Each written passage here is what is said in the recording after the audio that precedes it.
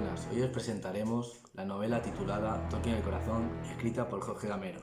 Todo comienza el 7 de septiembre de 2013, cuando un niño de 14 años ve por primera vez los veredictos de los Juegos Olímpicos de Tokio 2020.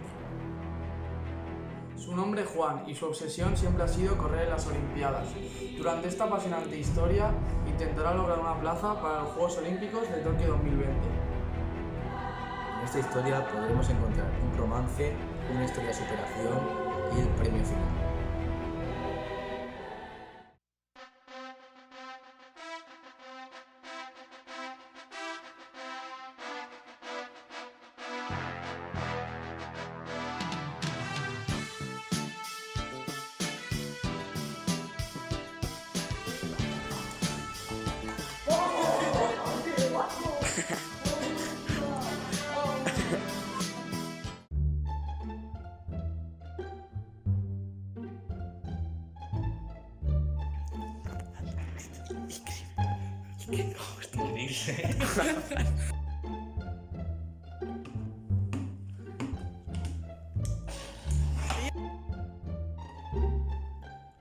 Hola, buenas. Hoy os presentaremos la novela titulada Toque en el corazón, escrita por Jorge Gamero.